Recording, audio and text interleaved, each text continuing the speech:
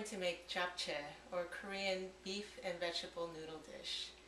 It's actually a pretty easy dish to make, but it does take a long time to prepare. I usually prep the vegetables the night before, and then it'll take me a few hours in the morning to put everything together. These are the ingredients for Jap Chae. Here we have 3 eggs for the garnish, or the egg garnish. We have 10 ounces of the dangmyeon, or it's about 1 package of the vermicelli or Korean style potato noodles, which you can find in your local Korean grocery. 6 cloves of garlic minced. We have about 8 ounces of shiitake mushrooms thinly sliced. 1 medium onion thinly sliced. We have here about 5 medium carrots julienned and half a head of green cabbage thinly sliced. And here we have about 6 to 8 ounces of ribeye thinly sliced. And here is 3 stalks of green onions, chopped finely or thinly sliced. 6 tablespoons of sesame oil, 6 tablespoons of soy sauce, and 2 tablespoons of sesame seeds, toasted. And for the spinach, we have about 11 ounces of spinach, which is usually typically 1 large package of the baby spinach. I like the baby spinach, but I've blanched it. You blanch it for a few seconds and then squeeze it dry. So this is ready to go. Okay, first we're going to start making the garnish, or the egg garnish. And what I've done here is taken a 12-inch nonstick skillet over medium-high heat. I've beaten the eggs really well. Make sure they're beaten really well. And I'm going to heat just a couple teaspoons of oil.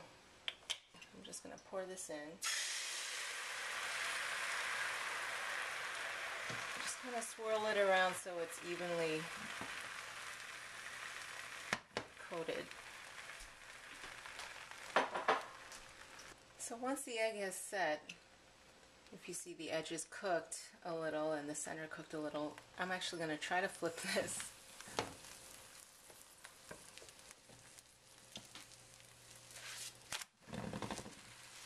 Okay, that was somewhat successful.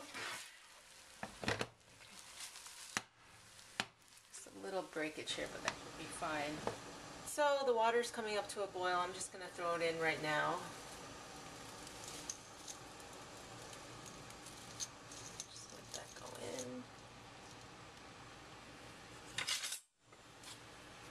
It's been about 6 minutes now. I'm just going to bring this over to the sink and rinse it. Immediately hit it with cold water.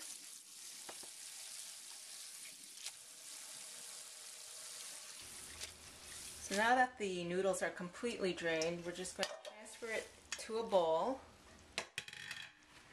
And I'm just going to run the scissors through it just to cut it. Make it more manageable. And to this we're going to add some soy sauce and sesame oil. So we'll start with 1 tablespoon of each. And I'm going to use my hands again. So see, you can see the color going through the noodles. I think that was enough.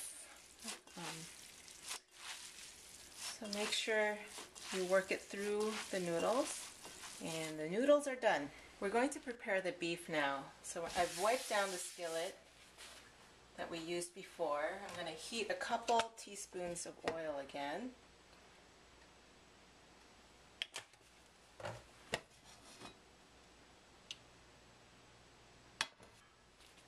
We'll add the beef. We're cooking the beef over medium-high heat, close to high heat.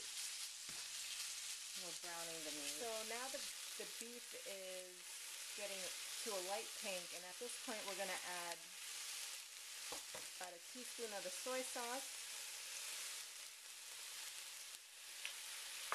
and a teaspoon of the garlic. We're adding the garlic towards the end so it doesn't, to warm up the garlic and so that it doesn't burn. So this should be enough seasoning, and this is how we're going to season each of the components. So this is about done, and we're just going to add this to the bowl over here. Make sure you have a large bowl. I'm going to cook the onions next.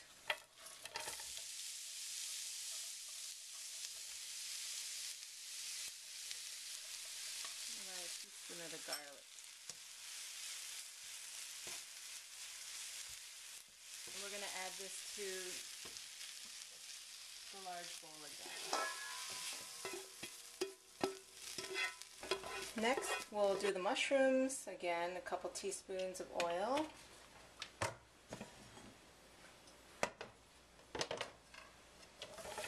Add that in, and again we're going to add about a teaspoon of soy sauce and then a teaspoon of garlic. Stir that around. 1, 2, 3. Okay, the mushrooms are about done now, and again we're going to add this to the bowl.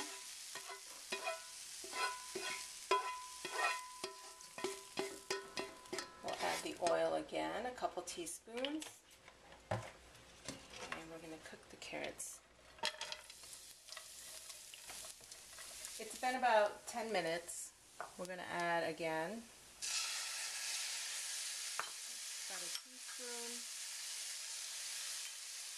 of the soy sauce and a teaspoon of the garlic. Transfer this to the bowl. And then we'll cook the cabbage next. Lastly, we're going to cook the cabbage, so we're, again, 2 teaspoons of oil.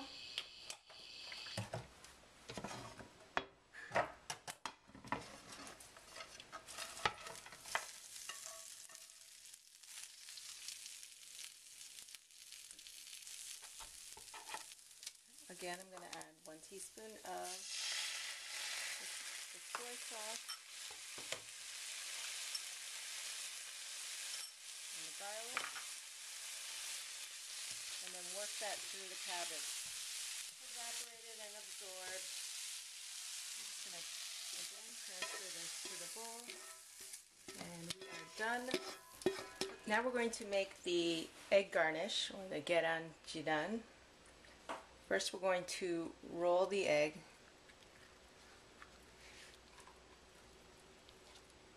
It's almost like a chiffonade. And then we are going to cut this into very thin strips. So here we have the egg garnish, or the garnish, and actually my mom adds about half of the ribbons to the mixture, and then the remaining will be used for garnish. We'll add the spinach, and then here we'll add the noodles.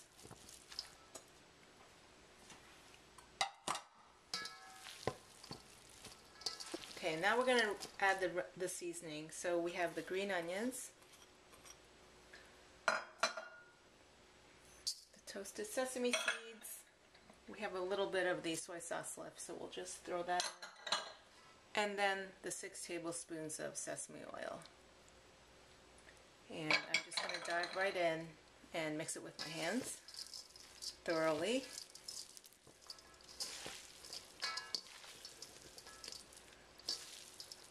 So I'm having a little difficulty mixing everything, so I'm just going to cut through the noodles.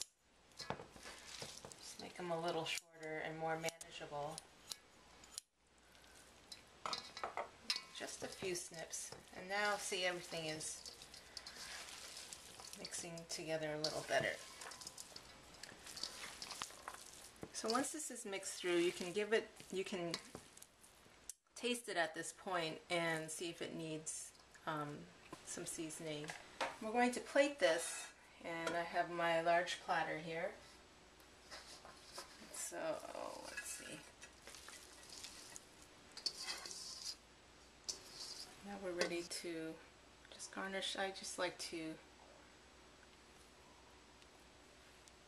lay this across the center. So here's our Jap Chae, and it's absolutely beautiful. You can serve this at room temperature, which makes it ideal for dinner parties, since you can make it earlier in the day, or you can even make it the night before. So let's give a taste. Oops.